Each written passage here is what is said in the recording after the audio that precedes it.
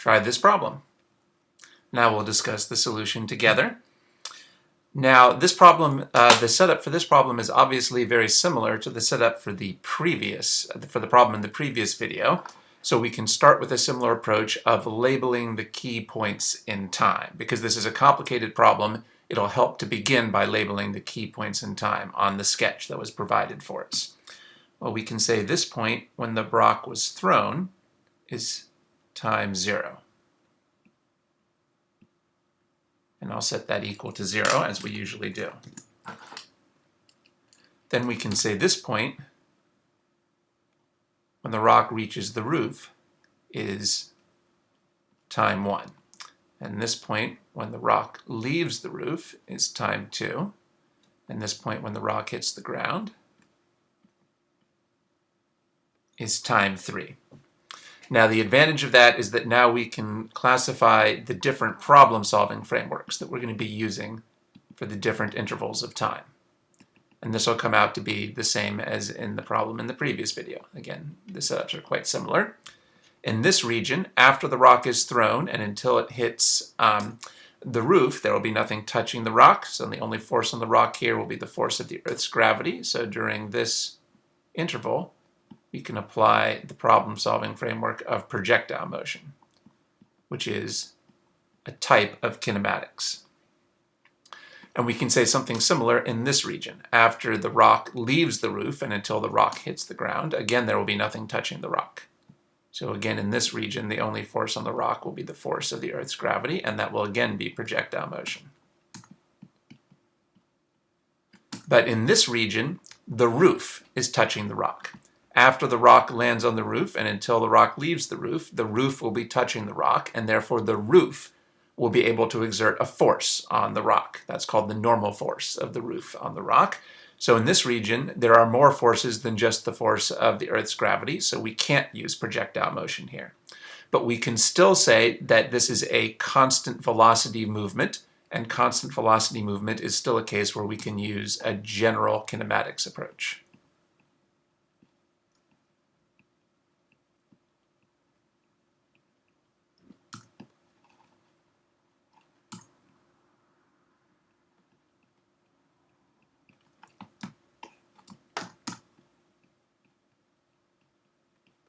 Constant velocity,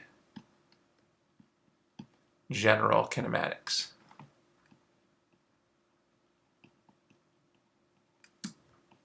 We know the velocity is constant here because the problem told us that the speed was constant here, and clearly the object has a constant direction of movement here to the right. Well, if you put a constant speed together with a constant direction of motion, those are the two aspects of velocity. So this will be a constant velocity motion.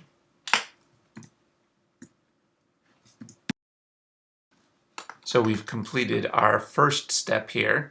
We see that the problem does involve projectile motion during some intervals. The object that's experiencing the projectile motion is the rock, and the intervals of time during which it experiences projectile motion are between time 0 and time 1, and then again between time 2 and time 3. We can check that the units are SI units. Meters and seconds are SI units. This is not a symbolic problem. Now we're doing a numeric problem, so we can skip this step. We can work on the sketch, except that the path has already been drawn for us, and the distance information, 10 meters, 4 meters, and the symbol D, that's already been built into the sketch for us. So we can continue again with key points in time. Now we already labeled the key points in time, but here we can actually build some of the time information into the sketch. We can say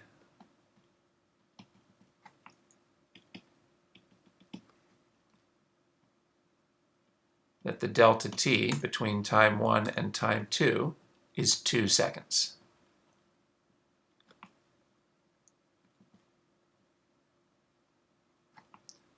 When possible, build information into the sketch. Read the problem carefully. What does this 2 seconds refer to? It refers to 2 seconds to slide across the roof. So notice the 2 seconds does not refer to the entire motion. Read the problem carefully to see where each interval begins and where each interval ends, and then build that into your sketch.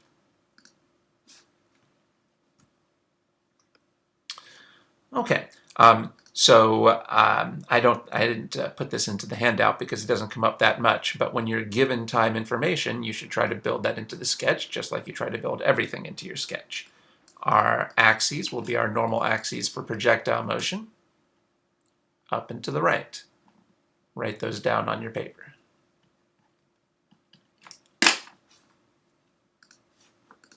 We'll choose an origin. We'll choose the standard origin for projectile motion, which is our lower left corner.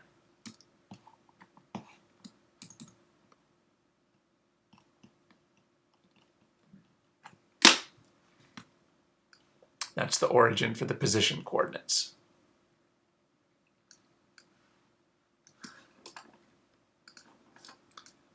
Write down the position coordinates at each of the key points in time.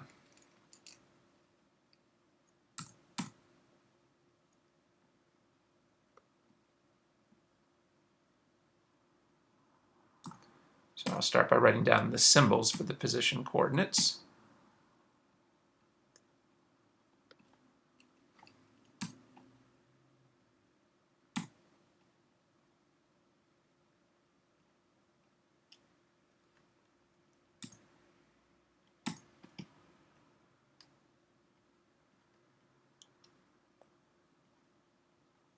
And I think we can put in some numbers. At time 0, the object is at the origin, so its position coordinates will be 0 and 0. At time 1, we're 4 meters above the origin, so our vertical coordinate will be 4 meters. But I don't think we know the number for the horizontal coordinate, because we don't know this horizontal distance. Now y2 is at the same height as y1, 4 meters. And here we can say that y3 equals 0, but we don't know x3.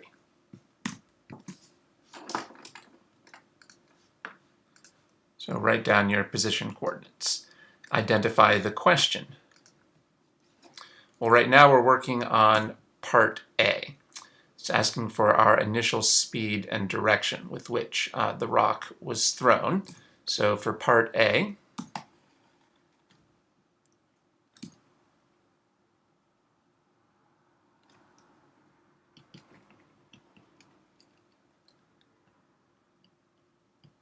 well, remember that the speed stands for the magnitude of the overall velocity vector.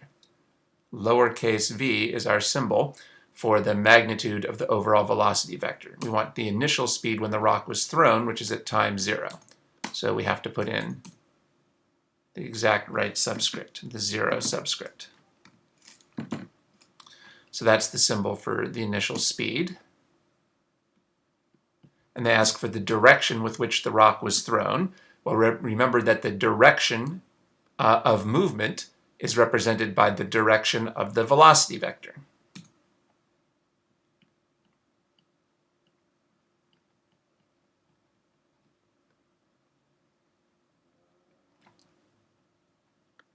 Our symbol for the velocity as a vector is v with an arrow on top.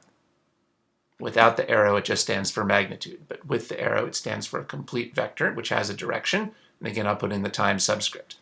So I used a question mark to indicate what the question was asking us, and better yet, now we can build that into our sketch. When possible, build the question into your sketch. So I've built the question into the sketch. I've located the question here at this point above time 0, because that is what the question is asking us about. So try to identify the question with a question mark and with a symbol. Here at one point we used words and a symbol, and we built the question into our sketch. Do we have a velocity that we can break into components? No, not on this problem. In this problem we weren't given any velocities, so there's nothing to break into components yet. Now we need to choose the initial and final positions on the path that we're going to be analyzing. Well, the question is asking us here about this point in time. So actually before, so Before we decide on our initial and final points, I think we need to think a little bit more about how we're going to answer this question.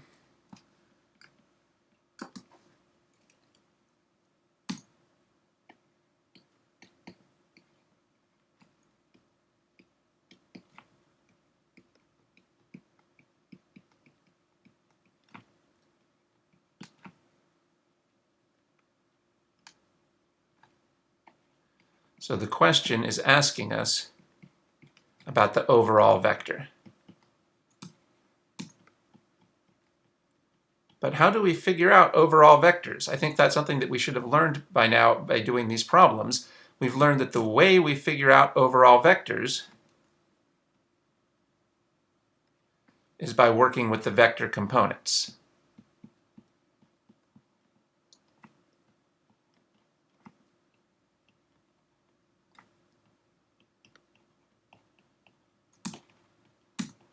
So what we need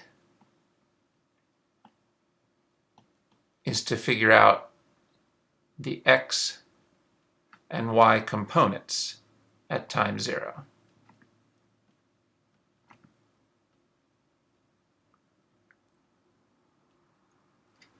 If we can figure out the x and y components at time 0, we'll be able to figure out the overall vector. We know that in projectile motion, the horizontal velocity is constant. In projectile motion, Vx is constant. And we also know that Vx will be constant in the roof, in the sliding along the roof, because that's constant velocity. And then Vx will be constant here because that's projectile motion again. So just like in the previous question, Vx on this problem will be constant at all points in the path, both during the projectile motion and also during the constant velocity sliding on the roof.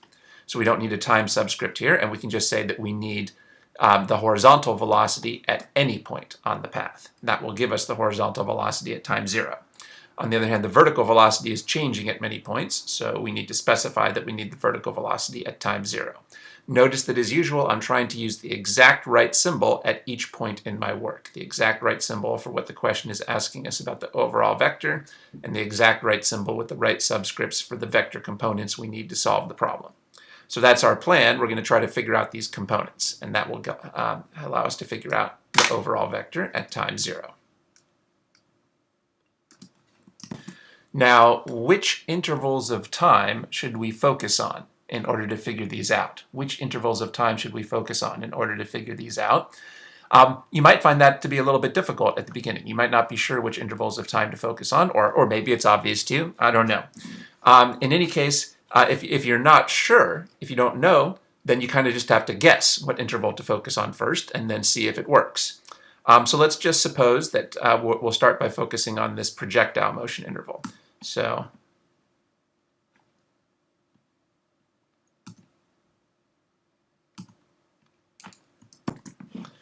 I'll choose this as the initial and this is the final point. I certainly wouldn't want to choose, say, like this. I wouldn't want to choose this as the initial point and this is the final, because then we would be combining two different frameworks. And that doesn't work because then there would be no single equation that would apply over this entire interval. Remember, these are the 2 points we're going to plug into our kinematics equations, but there's no single kinematics equation that applies to both of these intervals simultaneously because they have different types of motion. So we want to pick an interval where only one type of motion applies. So I'm going to guess that maybe it'll be helpful to focus on this first projectile motion interval. But that might be just a guess. If I get stuck with this interval, I'll just move ahead and focus on a different interval. But let's start on with this interval for the projectile motion. Okay, so I chose the initial and final points, but I'm keeping in mind that I might need to choose different initial and final points later on in the solution of the problem. Now we'll write down our normal setup. Now remember, I chose to focus on this portion where we're using projectile motion. So I can continue with the projectile motion setup.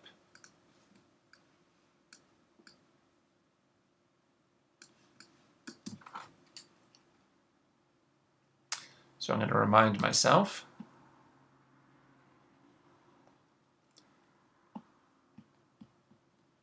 that I'm picking time 0 as the initial point.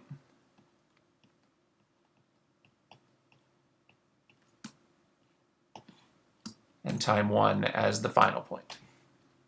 On a problem where there's multiple intervals of time, you need to always know who you're picking as your initial and final point.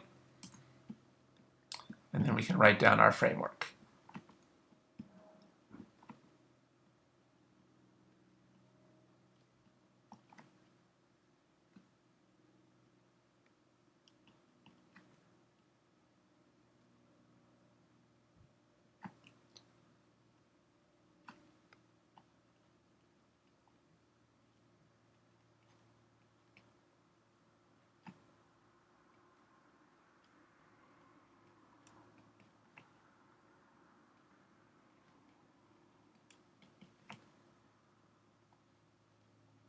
Since this is the projectile motion interval, we can use our standard acceleration due to gravity with a negative sign, negative 9.8 meters per second squared. This problem is numeric. Since this is a numeric problem, instead of using negative g for a sub y, I'm going to use the numerical value, negative 9.8 meters per second squared, to be consistent with the other numbers we're working with. That was our setup. Now we should indicate the questioner what we need in our setup. Well, we decided that we needed to know Vx and V initial y. And I can write down a specific symbol here. V initial y that we need is V sub 0 y. And the symbol I'll use here is just Vx. Then we can write down numbers and symbols for all the other variables.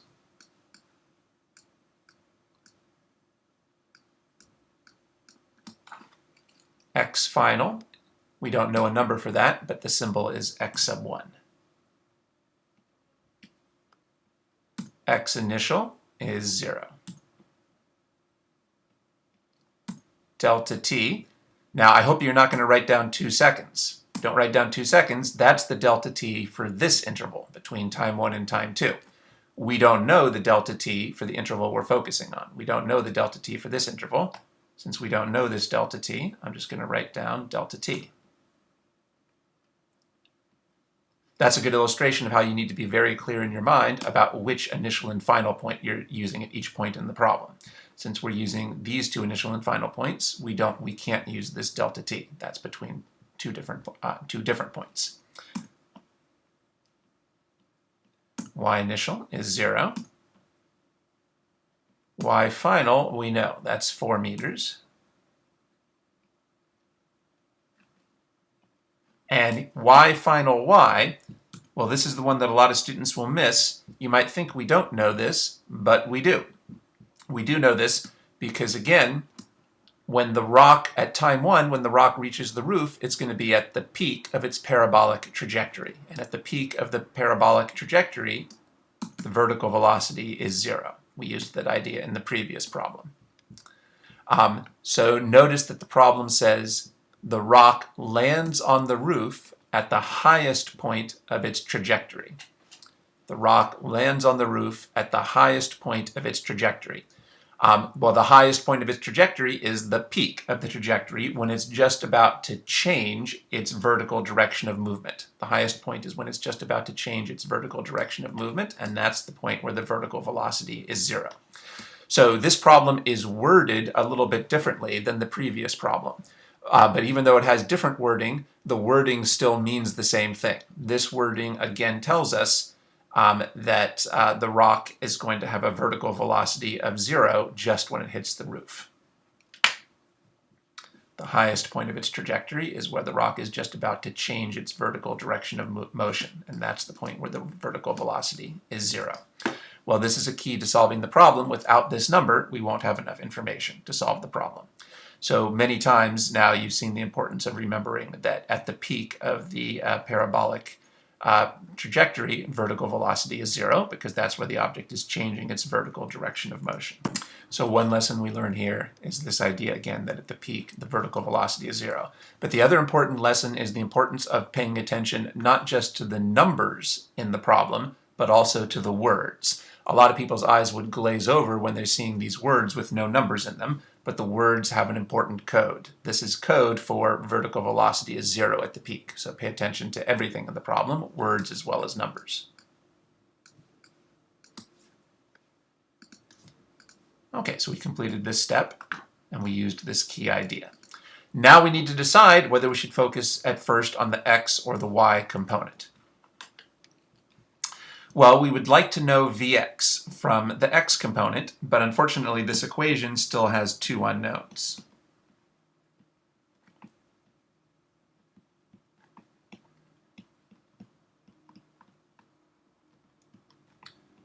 There's still two things we don't know. Actually, I guess it has three unknowns if you count Vx. If you count Vx, there's three unknowns.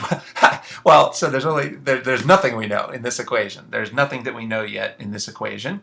Well, I guess we knew x initial. We did know x initial, but that still leaves us with 3 out of the 4 unknowns. But an equation is usually not that useful unless you can boil it down to 1 unknown. So we're really not ready yet to use this x equation.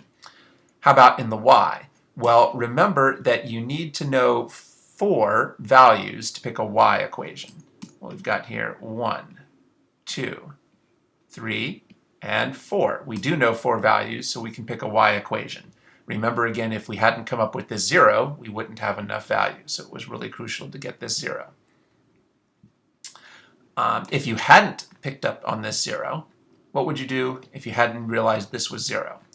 Well, if you hadn't realized this was 0, I hope what you would do, before just giving up, I hope what you would do, one of the things that you would do, I hope, is go back and read and scrutinize the question more carefully to see if there was an extra number that you could squeeze out of that information. That's a really obvious step that sadly many students don't carry out.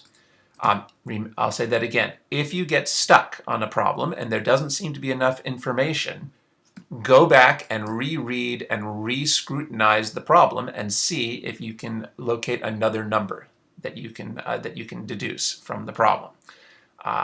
Most students are not willing enough to reread the problem. So I'll say that one more time. When you get stuck in a problem, one of the important ways to get unstuck is to reread the problem and see if there's extra information you're not using yet. Here was the extra information that some students might not use yet that gives us that this number is 0.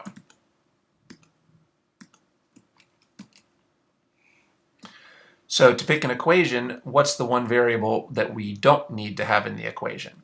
Well, obviously we want to include each of these new numbers, and we want to include v naught y because that's one of the things that we need to solve the problem. So for right now, I'll pick the equation that's missing delta t. Actually, later on, knowing delta t will be quite useful, but for right now, I'll pick the equation that's missing delta t.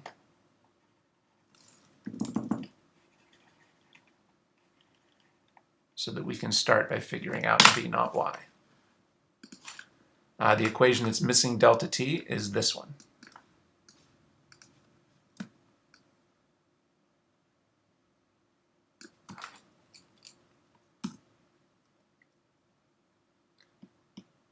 V final y squared equals v initial y squared plus 2ay,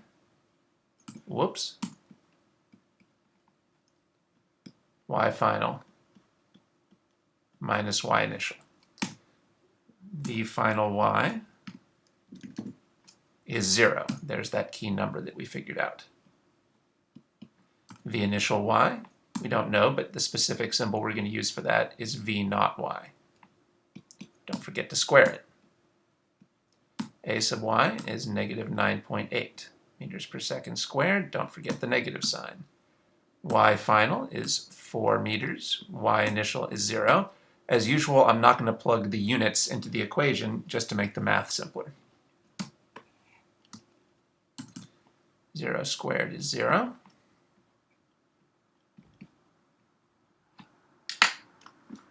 We'll use our calculator. Of course, we could easily make a simplification here and replace 4 minus 0 with 4. But instead, I'll just type it into the calculator exactly the way it looks on the page.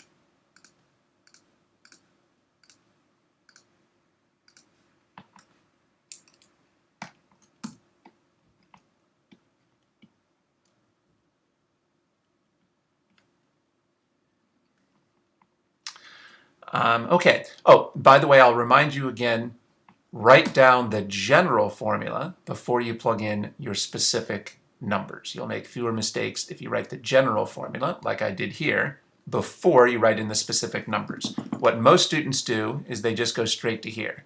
Most students go straight to here, but that causes beginning students to often make mistakes and have weaker understanding. So take the time to write the general formula before you plug in.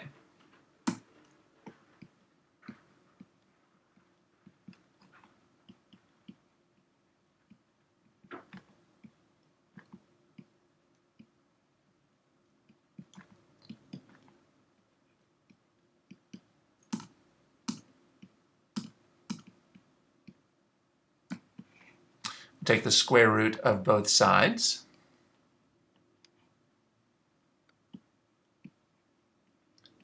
To get rid of the square.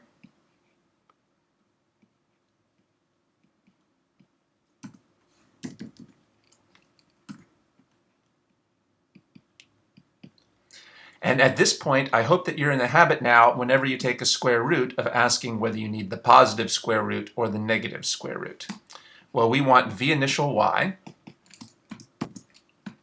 And you can see from the diagram that initially the rock will be moving up and to the right. Well, up is our positive direction. We want the positive square root.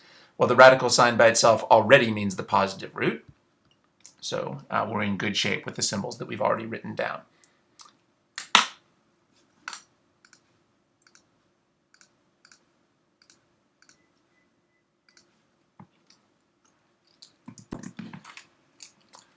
The 5 in this digit means we should round this digit up to a 9. So I'll round this to 8.9. I'll put the units back in. And this is a vector component. And I've encouraged you to put plus signs in front of positive components. We said we were taking the positive square root, so let's put the plus sign to show that this came out positive, indicating that the initial vertical velocity is up. All right, well, that's good progress. Remember, that's one of the things that we said we needed. So we can plug that in up here. Now we no longer need that. Now we know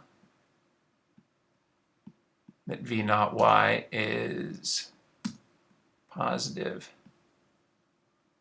8.9 meters per second.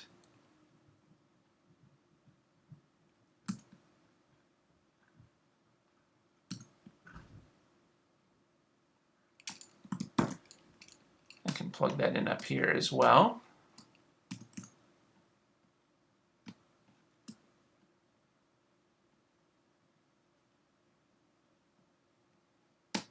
Always try to build all the new information you figured out into your overall setup.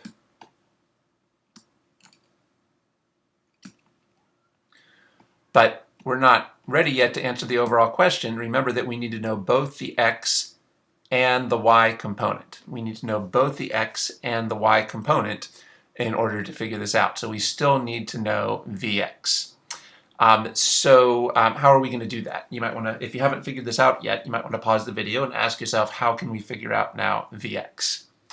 Well, it would be natural to move over to the x component here. But remember, we've still got 3 unknowns in the x component, so we're not ready to use this equation. Then the next natural thing to do would be to figure out delta t. If we could figure out delta t, we could plug that in here. But do you see that really won't quite give us enough help, because then we still will have 2 unknowns. We'll still have 2 unknowns at that point. And there's no, there actually is no obvious way at this point to figure out what x1 is. We really don't have enough information yet to figure out x1. So we're actually kind of stuck here. We really can't use this x component to figure out vx. You should consider whether we could use displacement rather than position. We've seen that if you get stuck with thinking about position, you should think about displacement. But that won't work here because we don't know the displacement over this interval. We don't know how long this distance is. We don't know the displacement. So it really seems like we're stuck. It really seems like we don't have enough information to figure out vx from this x component. Even if we figure out delta t, we'll still won't have enough information. So do you know what we should do? Should we give up? Well, no.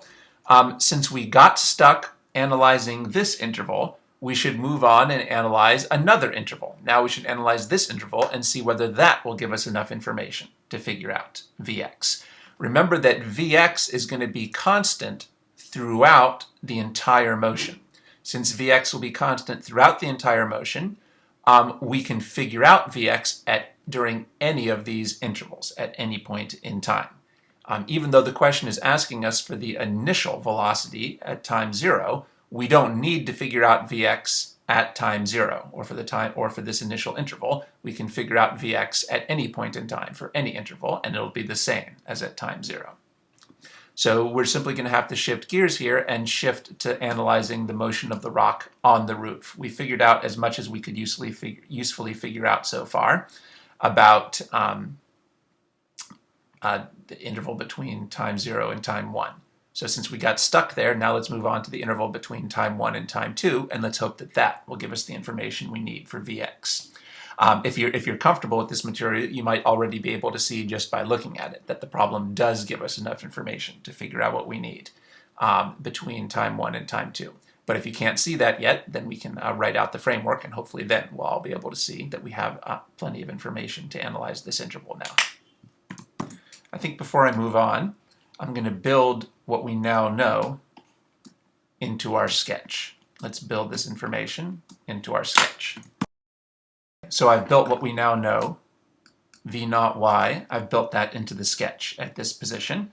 Notice that when I wrote that with the units. Please get into the habit of always, when you write a number by itself, writing it with units. When we plug into equations, we can leave the units out just to simplify the math. But otherwise, single numbers by themselves, get in the habit of always writing down the units in physics. This is a bad way to write a number. Make sure that you include the units.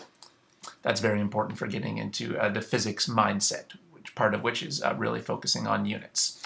Okay, so we still need to know Vx, and we know v0 y. We can do the same thing here. We can write down the velocity components at time 1.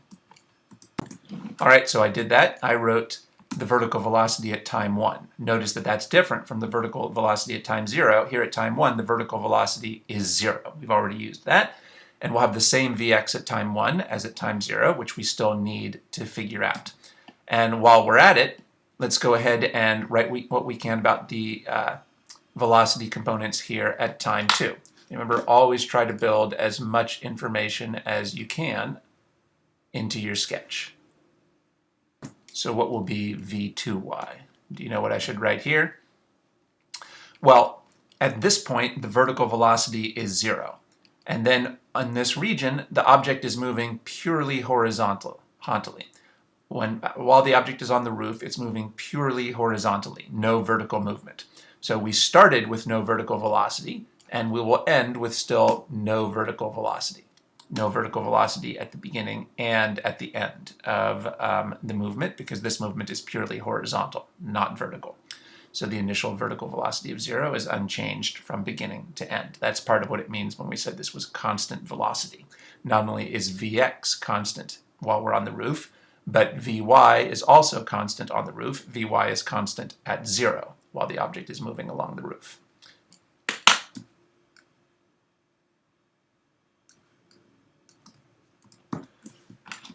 Okay, so now we know we're going to shift to a different problem-solving framework. We don't apply projectile motion in this region. Now we're going to apply constant velocity general kinematics. So we can shift to the general one-dimensional kinematics handout. Remember, you can get that document in the video description box. You should have that printed out in front of you. So we can accomplish this step. We can confirm that we're dealing with a case of constant velocity, as we've already discussed. The object with the constant velocity is the rock, and the interval of time with the constant velocity is between time 1 and time 2, while the rock is sliding on the roof. We've already checked the units. We already have a path. We've already got our key points in time. We've already got axes. We've already identified the question. But here, we have to identify the initial and final positions that we're using, and we have to choose a different initial and final position than we were using a few minutes ago. A few minutes ago, we were choosing time 0 and time 1 as initial and final, but we hit a dead end there. So now we're going to shift to choosing time 1 and time 2 as initial and final.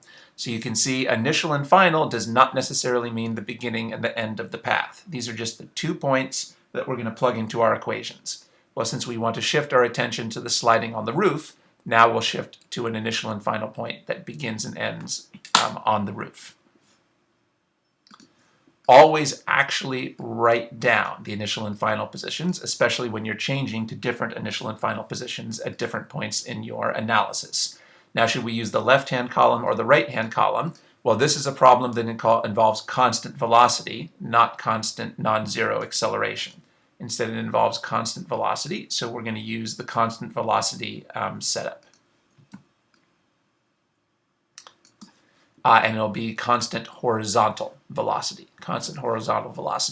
So we could continue to use this equation. We could continue to use this constant Vx equation that we would normally use for projectile motion. Here's the constant Vx equation we normally use for projectile motion. I'll start by writing that down.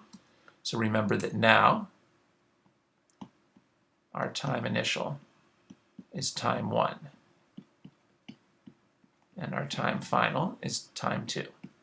Always write down t initial and t final when you're making changes at different points in the problem. So we could start by using this constant Vx equation. X final equals x initial plus Vx delta t. Then we could try plugging in. Our x final here is x2. Our x initial is x1. We don't have numbers for those. Our Vx, we don't know, so I'll write down Vx for that. Fortunately, we do know one thing, delta t. We know that that is 2 seconds. So I'll plug in a 2. We couldn't use this number 2 when we were analyzing this motion, but now we can use the 2 seconds when we're analyzing the motion on the roof, because the 2 seconds is the motion time it takes to slide across the roof. All right, now it looks like we're still stuck because we have too many unknowns. But this is an issue we discussed in the previous video. If you get stuck with the position equation, maybe you can use displacement. And you can see we do know the displacement on the roof. We know the displacement on the roof is 10 meters. So if we could just adjust this equation to be in terms of displacement, we could plug in this 10 meters. So let's go ahead and do that. I've discussed how to do that in the previous video. Let's adjust this equation so it's in terms of displacement. We do that by subtracting x1 from both sides.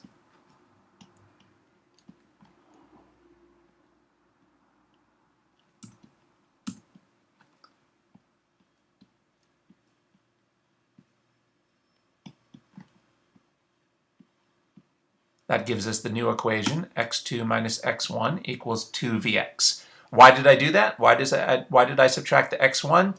Because now this term on the left represents the displacement, delta x. So here we have our displacement equation. And now we can go ahead and plug in the displacement. We know the displacement here is 10 meters, or to be precise, it's positive 10 meters. Because the object is being displaced to the right, which is our positive direction, positive 10 meters. All right, and now you can see the advantage of shifting from position to displacement. By shifting from position to displacement, we were able to plug in our displacement number, and now we have an equation with only one unknown. Now, as I mentioned in the previous video, this is not the only way to solve the problem. You could solve the problem if you stick with the position equation. For example, you could just choose this point as the origin. If you chose this point as the origin, then you could still solve the problem with the position equation. But I think the most natural way for a beginner to solve this, and the way that you would probably see your professor solve this, is the way that I've illustrated here by focusing on displacement rather than position.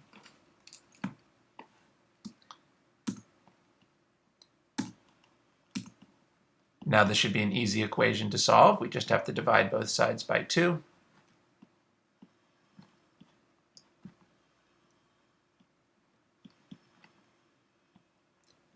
When you get a final number, remember to put the units back in. The SI units for velocity are meters per second.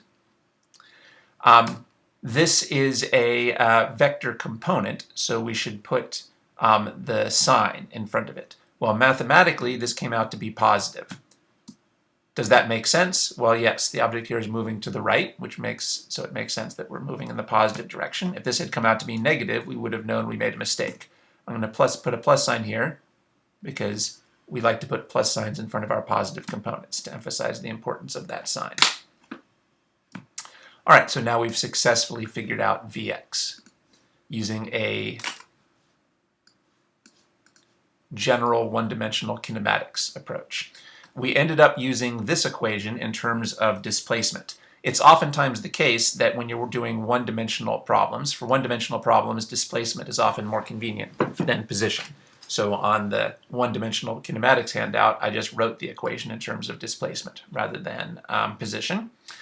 And then we went through the remaining steps to solve for the variable. And we also checked somewhat that this answer made sense, at least it had the right sign. So now we can build what we've figured out into our sketch.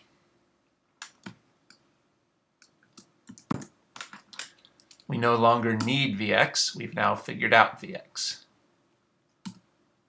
We know that the horizontal velocity is positive 5 meters per second. And because that horizontal velocity is constant while we're on the roof, that's the same Vx that we can write down at time 2. Again, always remember to put in units when you write a number by itself. And again, we also know Vx is constant during the projectile motion. So we can also say that's the same Vx that applies at time 0.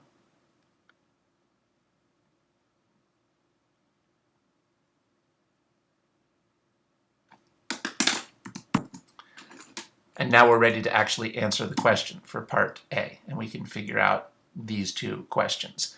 Do you see the distinction between all these symbols? These symbols might look very similar, but they represent different things. These symbols represent the vector components, and these symbols represent the overall vector. They're certainly closely related, but they're different things. Make sure that you use the exact right symbol with the exact right subscripts and that you understand the differences between each of those symbols. So now, going back to the framework we were using earlier, we know Vx, positive 5 meters per second. And we're ready to put these two components together to find the overall vector. Do you know how to do that? So first of all, this is something we've gone over in some previous videos. First of all, we have to write the vector components, or perhaps we should write the overall vector. Maybe I'll go ahead and just write the overall vector here. Remember that the velocity at time 0 should be tangent to the path at time 0. So I can draw that in the sketch. Here it is, tangent to the path at time 0. Be sure to label each vector. The magnitude of this vector will be represented by the symbol V0. And now we can redraw that one more time down below so that we can draw our right triangle.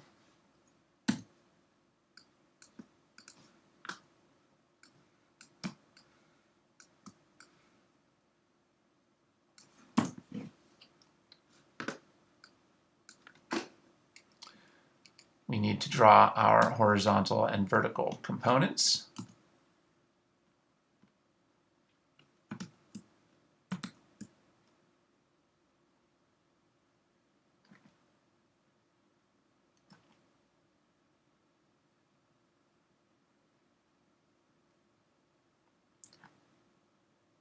So that they meet in a right triangle. Label the sides. No time subscript needed for the horizontal component. Always put in arrows. The overall vector is up and to the right, so the components are pointing to the right and up.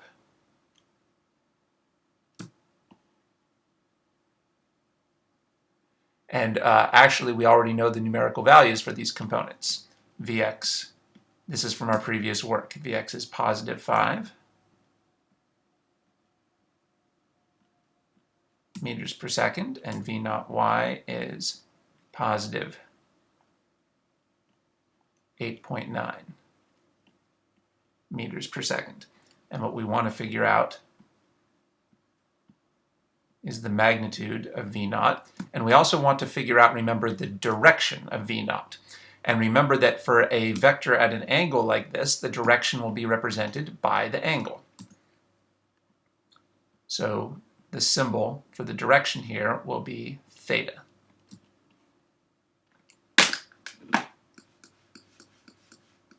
Always use, when possible, the symbols that the problem tells you to use. This problem already specifically told us to use the symbol theta for the angle. And we know from our previous work that the angle is the way to describe the direction of the vector. Now you could start here first, you could start by getting either the magnitude or the direction. I guess I'll start with the magnitude. For that we can use the Pythagorean theorem.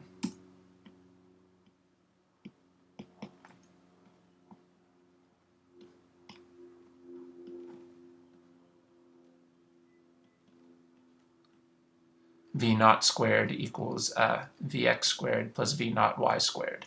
The absolute value signs here are not necessary, but they make a little bit more sense because the Pythagorean theorem is about lengths, which could never be negative. Theoretically, components could be negative, even though these are not. Doesn't make any difference if you're squaring anyway, but I think this makes more sense.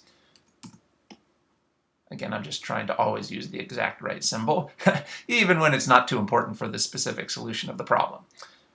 So here we're going to have,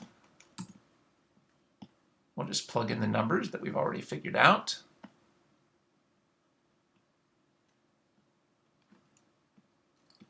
We can simplify using our calculator.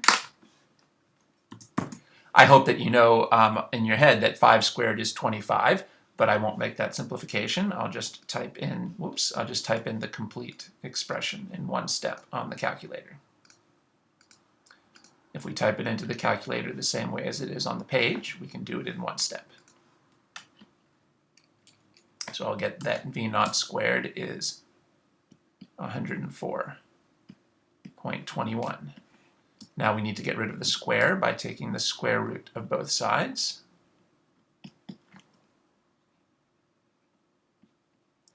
Did you consider whether we need the positive or the negative square root? Well, remember here, this is a magnitude, and magnitudes can never be negative. So we're taking the positive square root, which is symbolized just by the radical sign. Square root of 104.21.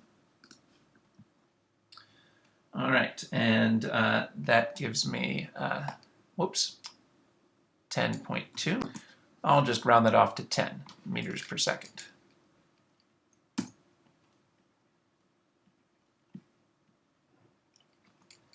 No need to put a plus sign here because magnitudes could never be negative. Okay, so now we've used the Pythagorean theorem to figure out this magnitude, and it would also be good to figure out the direction. For that we need SOHCAHTOA.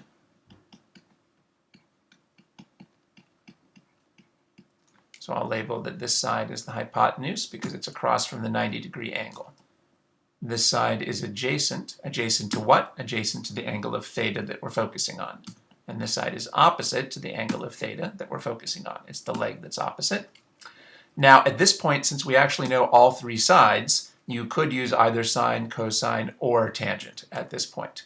But the conventional thing here is to use the tangent, because the tangent could have been used even before we figured out the hypotenuse. So the tangent of our unknown angle is equal to OA, opposite over adjacent.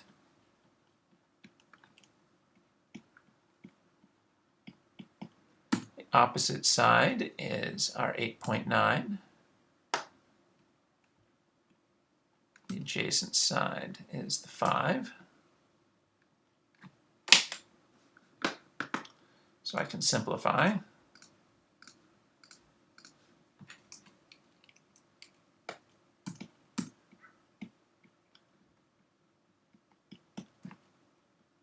Tangent of theta is 1.78. Now I hope that you don't think that you should take the tangent of 1.78.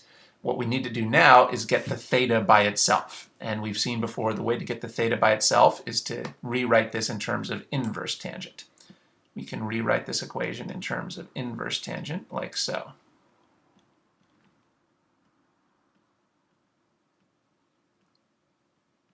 Theta is the inverse tangent of 1.78. That's the way to get theta by itself. When you go from tangent to inverse tangent, you change the input of the first equation to the output of the next equation, and you change the output of the first equation to the input of the next equation. Well, that's exactly what we wanted to do.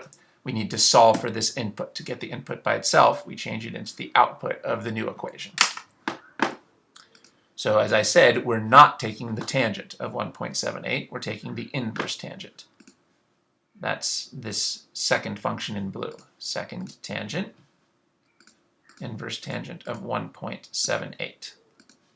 Because this is a 6, I'll round this off to 61 degrees.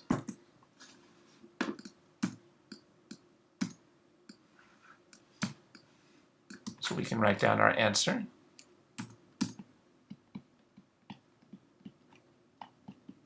For part A. So the initial velocity has a magnitude of 10 meters per second.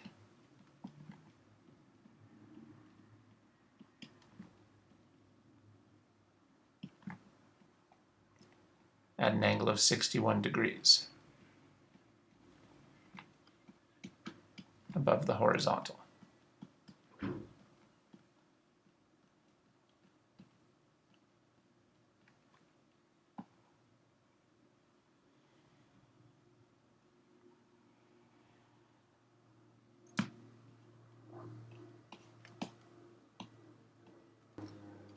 Above the horizontal. Now let's check whether these answers make sense. Well, they both came out positive, and that makes sense. If this had come out to be negative, we would have known we made a mistake, because magnitudes, speeds can't be negative. And it makes sense that this angle came out positive as well. A negative angle here would not make sense. Is there anything else we can do to ask whether these make sense? Well, you can think about the size. You could ask whether this angle really looks like it's 61 degrees. It's not that far from 61. It's not really 61. This is actually smaller than 61 degrees, but that's because I was too lazy to draw the correct angle in the original sketch. So sorry about that, but that's probably pretty realistic. I'll bet a lot of the time your professors probably won't draw their sketches to scale exactly. This wasn't drawn to scale, so I didn't end up with exactly the right angle. This angle looks somewhat lower than 61 degrees, maybe even lower than 45 degrees. But that's not because we made a mistake, it's just because I was too lazy to get that detail right in the sketch. All right, so anyway, good enough for the angle. Well, that was bothering me a bit. So in the problems document, I've changed the sketch to make the angle a little bit bigger, maybe a little bit closer to 60 degrees. So the angle, the sketch that I'm using in this video is not really to scale. But if you're using the problems document, then the angle should be closer to the 60 degrees or 61 degrees that we determined as we were solving the problem here. By the way, because the diagram I'm using in this video is not to scale, the numerical values of these components don't correspond to the lengths of the sides. Did you notice it looks like this vertical side is maybe a little shorter than this horizontal side, but that doesn't correspond to the numbers we got. We got that this magnitude should be considerably bigger than this magnitude. 8.9 is considerably bigger than 5, but this length doesn't look considerably bigger than this length. And that's not because we made any mistakes, it's just because the original sketch that I was basing this on in this video was not drawn to scale. So we got that ultimately the angle should be 61 degrees, but this angle is less than 45. So the sizes, the lengths of the sides don't correspond to the numbers here. Again, in the problems document, I tried to redo the diagram a little bit, so hopefully this angle is a little bit closer to 61 degrees. I think it's definitely bigger than 45 degrees. So if you based your right triangle off of this angle, I think you should have at least gotten that the vertical side was at least a little bit bigger than the horizontal side. So that would be closer to being to scale and would match these numerical results a little bit better. Okay, so anyway, the fact that these numbers don't match these lengths doesn't mean that we made any mistakes. It just means that we're working with a diagram that wasn't drawn to scale. What about the speed? Is that a reasonable speed? Well, remember, this is a problem where a rock is being thrown. Is this a reasonable speed to throw a rock? Well, you probably don't have very good intuition for meters per second. We don't use meters per second very much in everyday life. But in the US, we do use miles per hour a lot. So I think I've discussed in previous videos that you can use this very rough conversion ratio. The miles per hour is approximately roughly double the meters per second.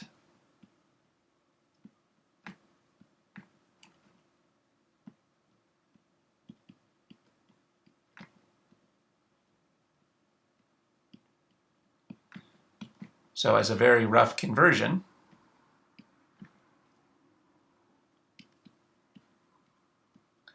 the rock is being thrown at approximately 20 miles per hour. And that's a reasonable throwing speed. You might know that baseball pitchers, for example, can throw a baseball a lot faster than 20 miles per hour. So there's nothing extraordinary about someone throwing a rock at 20 miles per hour. That seems pretty reasonable. Suppose the answer had come out to be 1 meter per second. Well, that would be only 2 miles per hour.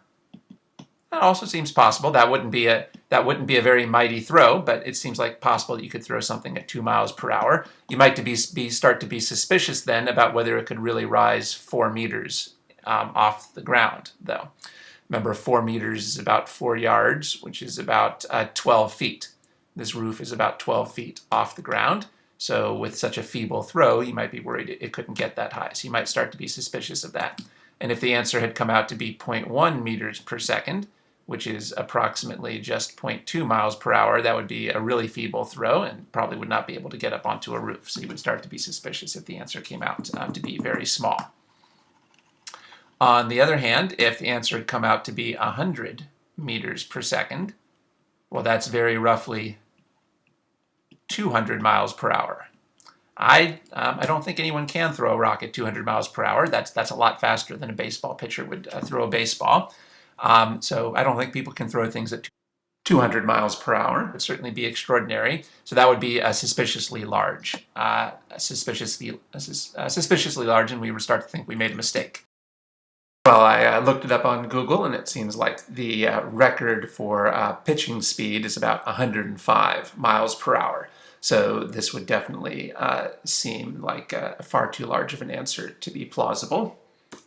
And certainly if we add one more zero, no way you're throwing something at 1,000 meters per second, which is 2,000 miles per hour. So if the answer had come out to be considerably bigger than this, that would be a strong sign that we'd made a mistake. All right, so try to get into the habit of asking whether the size of your answer makes sense. And in order to judge whether meters per second makes sense, it helps to translate that into miles per hour. And the rough conversion is the miles per hour is double the number of meters per second. I think I've mentioned that if you live in a country where driving speeds are measured in kilometers per hour, you might want to convert into kilometers per hour. And if I remember correctly, the number of kilometers per hour is about 4 times the number of meters per second. So this would be about 40 kilometers per hour, if that's a type of speed that you have a good intuition for. You could use that to judge whether this answer makes sense. What was the important technique that we've used so far? Well, the important technique here was that we had to analyze 2 different intervals to get all the information that we needed here. So we needed to change our initial and final points just to solve part A. So remember that the question was asking for the overall vector. And as usual, that meant that we had to find the x and y components. And it turned out we were able to use the projectile motion interval to figure out the y component. But we could not use the projectile motion interval to figure out the x component. But we didn't give up, we just shifted to the interval on the roof, constant velocity kinematics. And we were able to use that constant velocity kinematics on the roof, we were able to use that to figure out the x component. So we used two different intervals. We used this interval of time on the roof to figure out the x component, and we used this interval of time to figure out the y component, shifting our initial and final point. So I was trying to be very careful to be clear about what the initial and final point was at each point, and I tried to always label next to the setup what initial and final point I was using. For this setup, I was using T1 and T2 as the initial and final points, whereas for this setup, we were using T0 and T1 as the initial and final points. So be very clear to always label the initial and final points you're using, especially when you're changing them at different points in your solution. Otherwise, the solution will get horribly confused and you won't end up with a reasonable answer. When we solved this together, we started by analyzing the projectile motion, and then we moved on to the constant velocity motion. But you don't have to do it that way. You don't have to do it that way. You could have done it in the reverse order. That would be perfectly fine. You could have started by analyzing the constant velocity motion on the roof, and from that you could figure out Vx. But obviously you're not going to figure out V0 y from this region. So if you had started with this interval and figured out Vx, I hope that you would then see that you had to move on. And now you have to analyze the projectile motion interval in order to figure out V0 y. So you could have figured out this problem in a different, you could have figured out Vx and V0 y in a different order than I did in the video. That would have been just fine. How did I know? How did I know that I could use this interval to figure out the y component and this interval to figure out the x component? Well, if you're getting very comfortable with projectile motion problems, you might be able to figure that out just by looking at the problem and thinking about the information. But if you're not at the point where you can see that just by looking at the problem, that's okay, it doesn't really matter. You could say, even if you didn't know what you were going to be able to figure out, you can still set up your frameworks and see what you can do. Even if you're not sure how it's going to help, you can still set up the framework for projectile motion, and once you've done that, we could see together that that was enough information to figure out the vertical velocity, but not enough information to figure out the horizontal velocity. And even if you didn't know how it was going to help, you could set up the x equation for the constant velocity motion, and once we set it up, we could see, once we shifted to displacement, we could see that from that we could figure out Vx. So if you can't foresee all of the steps that you're going to go through when you analyze an interval of time, that doesn't mean that you have to just give up. You can still go ahead and set up your equation or set up your setup and see what you're able to figure out. And if you use an organized approach using the notation and setups that I've been talking about in these videos, that can help you to see what you're able to figure out, even if it wasn't obvious to you just from the text of the problem, what you could figure out about each interval. Not ready to declare victory because we have to move on now to part B. Let's start by identifying the question with a symbol. Well, clearly here, the question is asking us for capital D, but let's build that into the sketch. They already built capital D into the sketch for us, so I can just put this question mark here. I should also go ahead and erase the previous question. Now we're shifting to a new question, so I can erase this and erase this. I'm not actually going to write the magnitude and direction. I'm not going to write the numbers for the magnitude and direction of the overall vector in the sketch because we know that we're probably not going to use those in the rest of our solution. In our solutions, we usually use components, not overall values. So there's no advantage to cluttering up the diagram by writing down the numbers for the overall vectors. We needed the numbers for the overall vectors to answer part A, but we're not going to use them in our solution. We're going to focus on components. Now we need to figure out capital D. So what do we need to figure out capital D? Well, notice that we already know this distance. We already know this distance of 10 meters, so I think it's pretty clear that what we need to know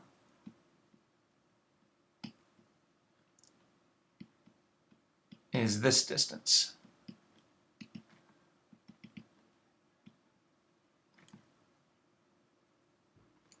And this distance.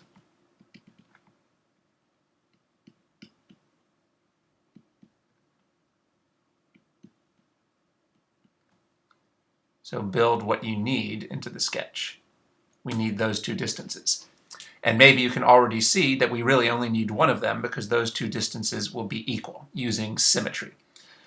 This portion of the projectile motion is symmetrical to this portion, so these distances should be the same.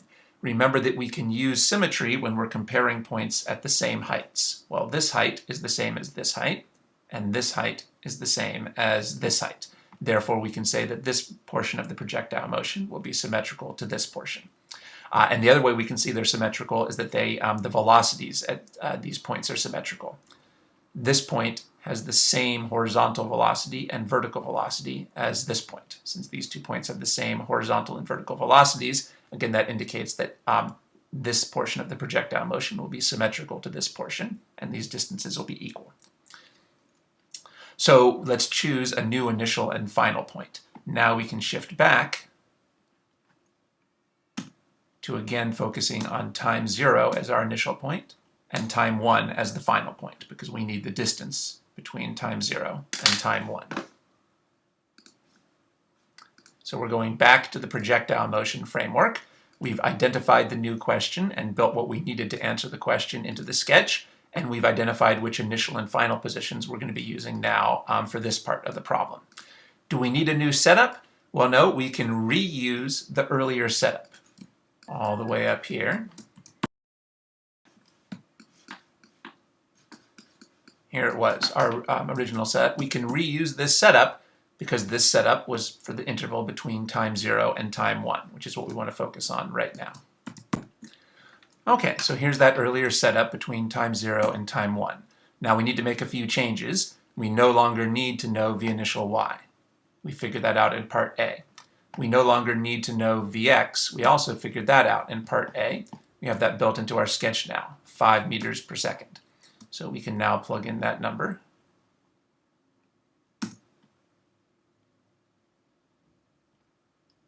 Of 5 in here. And so what do we need? Well, do you see, we need to know this distance, which means that we need to know x1. We know where x0 is, so if we just knew x1, we'd have enough to figure out that distance. So I'll make a note that we need to now to know x1. So we're going to have to be working on the x component. Now, when we looked at the x component previously, we had the equation down to 3 unknowns, but now that we know this number for Vx, we're down to 2 unknowns. But that's still too many to use the equation yet. We don't know delta t yet. So we're still not ready to use the x equation to find x1 because we don't know delta t. But that shouldn't worry us because many times in the previous projectile motion problems we saw that we would use one component to figure out delta t and then plug that into the other. So since we're stuck on the x component, let's go back to working on the y component and see if we can use that to find delta t. And we actually should be in good shape for that now because we know numbers for all the other y variables. This is a number we figured out from our earlier work. So since we know all the other numbers, we should be able to find delta t. We can use either of the 2 delta t equations to work that out. We could use this equation that has delta t or this equation that has delta t. Well, this one looks simpler, so let's use that one.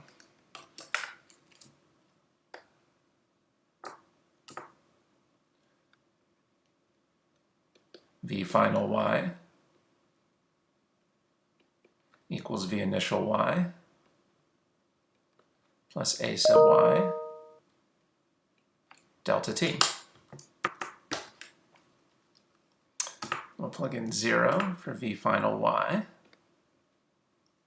Again, remember this is a number that we figured out from the problem because the rock was landing on the roof at the high point of its trajectory where the vertical velocity is 0. V initial, this is the number that we figured out earlier in our solution. 8.9. A sub y is negative 9.8. Delta t is what we're trying to figure out.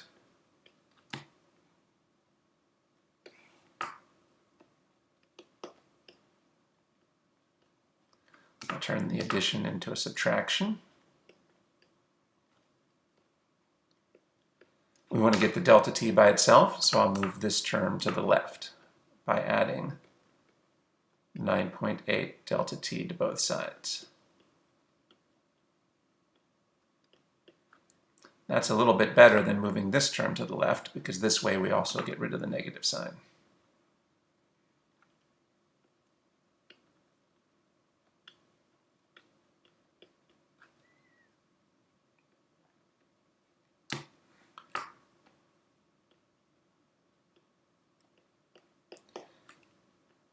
Now we can divide both sides by 9.8.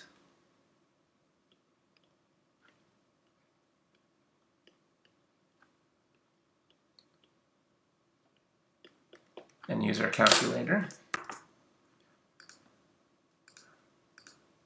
8.9 divided by 9.8.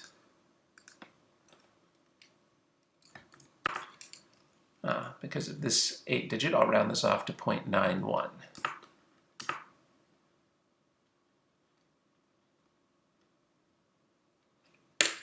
0.91 seconds. Now remember, our purpose in figuring that out was to get a delta t that we could plug in to the x component.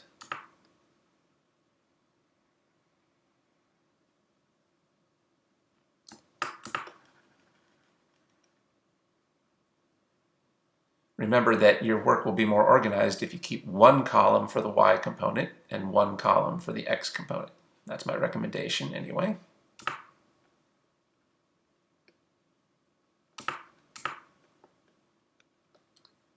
So we'll plug in our new number 0.91 for delta t.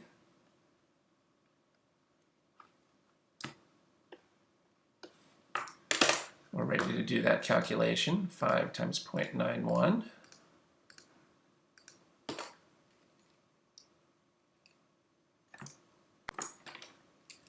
Because of this digit 5, I'll round this up to 4.6. And now that we have a single number, we should always put in the units. SI units here for position are meters. Now, position is usually not going to be negative, so there's no need to emphasize that the answer came out positive. So I won't put a plus sign in front of that. But it does make sense that the answer came out positive here. A negative answer would not make sense. All right, and now I think we're ready to put the pieces together and figure out the answer to the question.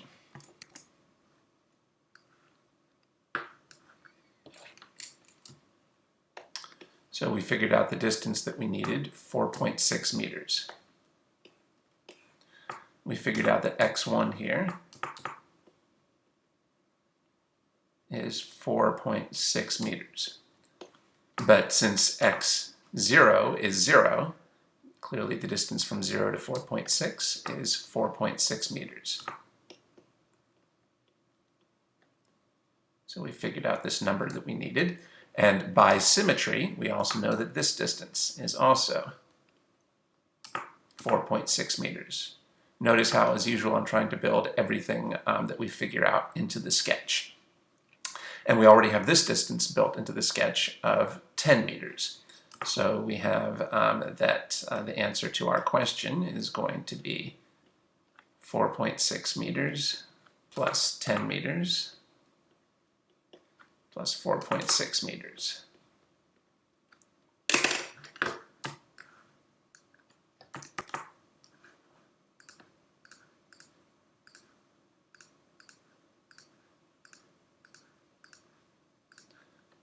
That'll come out to be 19.2. Oops.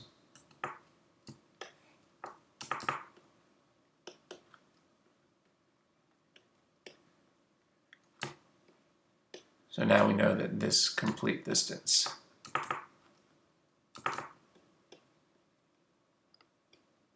is 19.2 meters.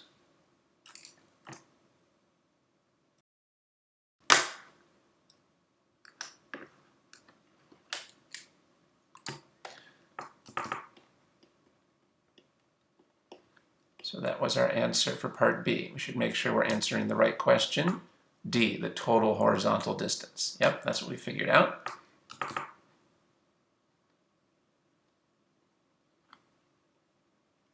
$19.2 meters.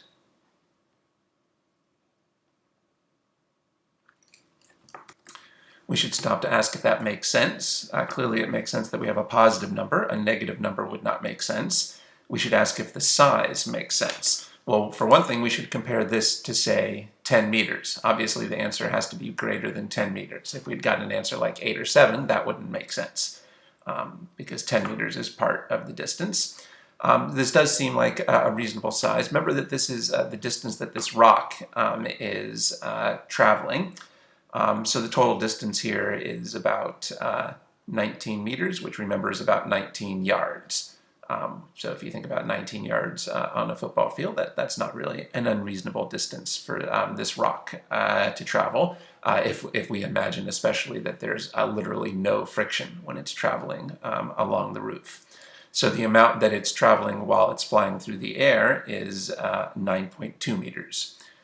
Which is again around 9 yards. Well, that's definitely a very reasonable distance that a rock could travel if you throw it through the air. So this does seem to be of a reasonable size. If we'd gotten an answer like, I don't know, 192 meters, well, that would be like 192 yards. That would be almost 2 football fields. Well, it wouldn't seem reasonable that a thrown rock would travel almost 2 football fields. So we would start to be suspicious that that answer was too big. And of course, this answer would obviously be too small if it was 1.92 meters, because that would be less than 10. So try to ask yourself if your answer makes sense. In particular, does the size of the answer make sense? The lessons and techniques that would be helpful from this problem. As usual, I'll remind you that you should try to model your scratch work on the scratch work that I use in the videos as much as possible. So make a large sketch and try to build as much information as you can into the sketch. And notice how on this problem I kept updating the sketch with new information. So try to keep updating your sketch with new information and new information about what the different parts of the question are asking you or what you need to answer the question. We've seen how the 2-column approach is a very good approach for organizing your X and Y components. So I encourage you to keep using that as well. Remember that you should always try to use the exact right symbol with the exact right subscripts. So when you're reviewing your work, try to make sure that you are using the same symbols that I was using in this video, including the same subscripts. Here's some of the other important ideas that we used on this problem. We used that at the peak of the parabola, the vertical velocity was 0. That gave us this key number. And that was given by the words that the rock was landing on the roof at the highest point of its parabolic trajectory.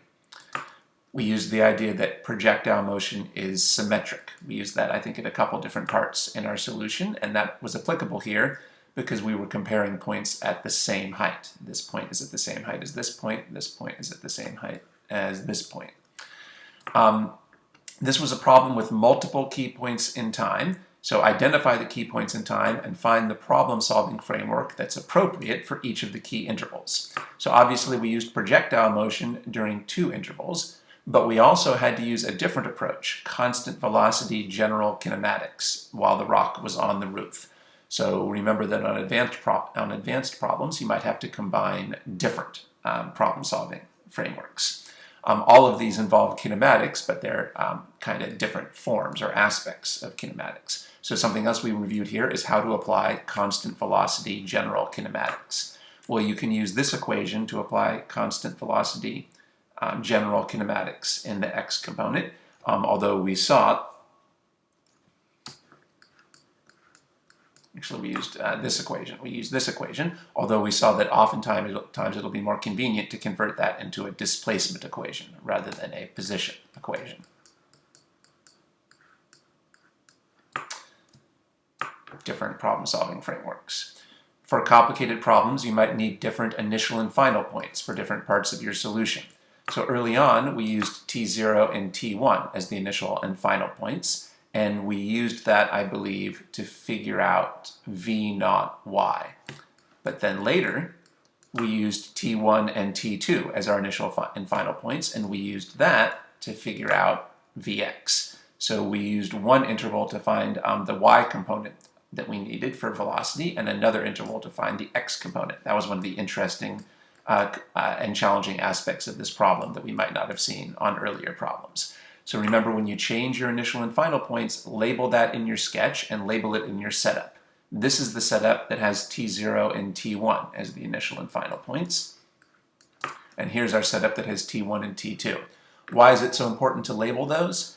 So that you don't mix up the numbers. For example, we plugged in 10 as the displacement between time 1 and time 2, but you wouldn't want to plug in 10 as the displacement in this setup because this is between time 0 and time 1.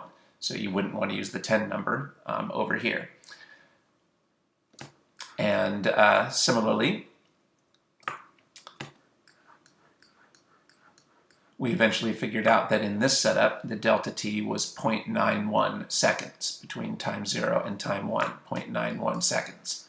But you wouldn't want to plug in that 0.91 seconds into this setup, because this is the setup for a different interval between time 1 and time 2. Here the delta t was 2 seconds. So the reason it's so important to always be clear when you're shifting to different initial and final points is so that you don't put the wrong numbers in the wrong equations. Here we needed to use numbers that only applied while the rock was sliding along the roof.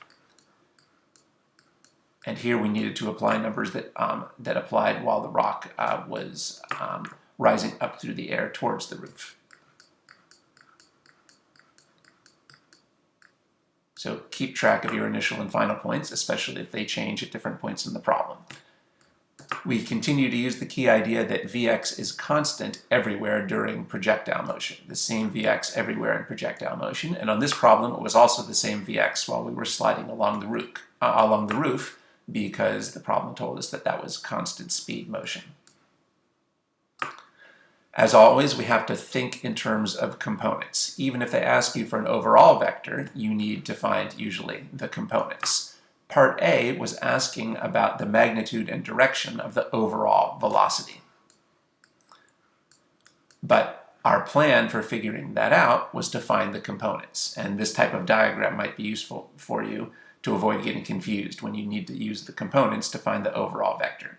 We used, again, this interval to find Vy and this interval to find Vx, and then we put them together to find the overall vector. So keep thinking in terms of the components. And remember, always try to translate the words in the problem into official physics concepts. When the problem asks us for initial speed and direction of movement, we knew that what that really meant was the magnitude of the original velocity vector and the direction of the original velocity vector. So translate the words into physics concepts so that you know what to solve for. And again, as I've mentioned, most of the time when we've been working on projectile motion, we focused on position because students make fewer mistakes that way, and that's the way your textbooks will usually do it. However, if you get stuck and you don't know the positions, you don't need to give up, because it's actually good enough to know the displacement. So based on our origin, we didn't know the position coordinates at time 1 and time 2, but we didn't really need that because we did know the displacement between time 1 and time 2. So we saw how we could change the position equation into a displacement equation and plug in that 10. So to review, for basic projectile motion problems, you usually will be better off working with position because students make fewer mistakes that way. But for more advanced questions, like we're looking at here, sometimes you don't know the positions, and it's more effective to think in terms of displacement. Remember that if this problem gave you difficulty, you should mark it and try it again in the future. You should keep trying each problem until you can get the problem right without difficulty. If you only do a problem once and you only look at the explanation once, you're really very likely to actually forget what you learned from that question and not be able to apply it on the test. It's better to do fewer problems repeatedly so that you really remember how to do them, rather than doing lots and lots of problems and maybe not remembering much from each one. Did you find this video to be helpful? If so, you can support the videos by making a monthly pledge of $1 or more at my Patreon page. You can visit my Patreon page by clicking the link on the screen or by using the link in the video description box. Thank you.